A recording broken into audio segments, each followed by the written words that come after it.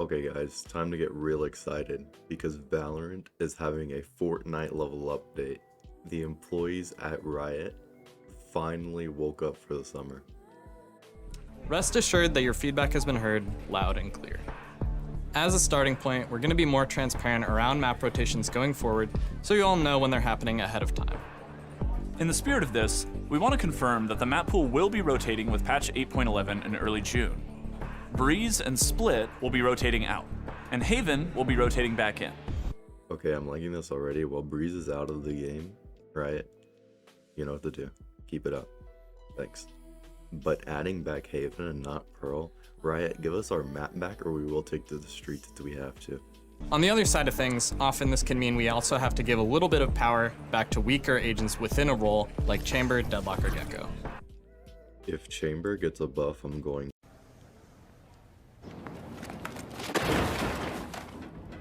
Let's talk about some balance changes that you'll be seeing very soon. In early June, with patch 8.11, we're shifting our focus to the Duelist role. Over time, we've seen pick diversity decline among Duelists, especially in higher skill and pro play brackets. Because Duelist is hands down the most boring role you could ever play. So, we'll be shipping some nerfs to Raze, focused on her satchel mobility, as she's been an overly dominant pick in this space. And as for buffs, we see several candidates who have an opportunity to be more relevant in the current meta. ISO, Neon, and Reyna. Don't worry, we'll explain that last one. Yeah, for ISO and Neon, we're leaning into strengthening what makes them unique. Namely, we'll be adjusting ISO's shield paradigm and Neon's slide, as well as some small other tweaks. And for Reyna, we know she's quite strong in ranked, but she actually struggles in more coordinated team play. So her changes aim to improve her viability in those team environments like Premier and Pro, while also reducing some of her current rank strains. Pack shooters were a completely new genre for Riot, and we sort of had to guess what kind of skins you'd all like. Yeah, we love these ones.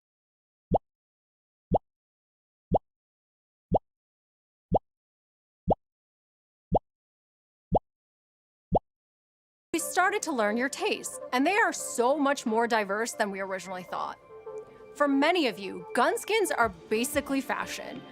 I said on stream, probably like a year ago or something like that we were working on non-edgy pink skins. At the time we were, and we still are today. But we don't just take any skin and recolor it pink. Okay, enough of my yap, now for the reason you're here. Hi everyone, I'm happy to be able to stop by and nerd out a little bit with you all on replays. First off, we have been working on replays. You're actually looking at a free cam view from a prototype build of our replay system right now. I want to emphasize the word prototype here, as this is nowhere near launch, and you're about to see one of the types of challenges that we need to solve. From the beginning, Valorant was designed from the ground up to maximize performance, stability, and competitive integrity online. We built gameplay logic and in-game assets around a multiplayer session. Player does a thing, their game client relays that thing to the server, other players in the game see that thing in real time. Replays, though, introduce new requirements that aren't present in normal games.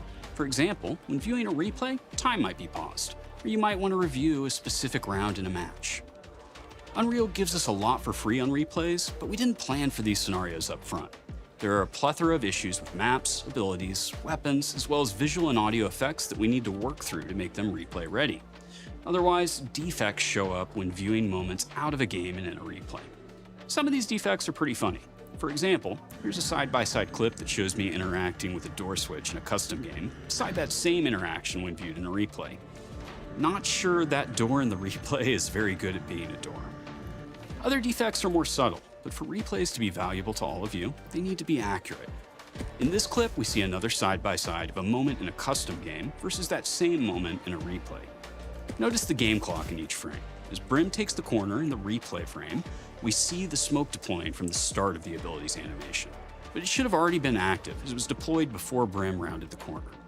Then, when the smoke timer ends, the replay smoke disappears without the dispersion animation. These clips only show a couple of defects with a couple of individual assets.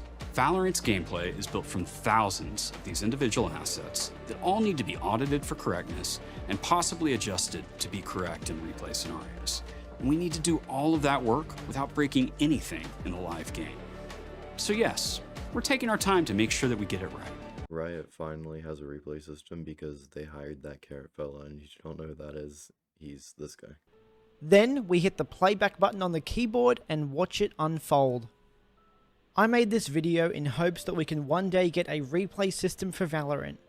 I didn't make this video to get paid. I am not a YouTube partner. I didn't make the Unreal project to get paid. I can't publish it as I don't own the rights. And hell, I will even screw over any chance of getting a Riot Gun Buddy right now if it means the slightest chance of getting a replay system.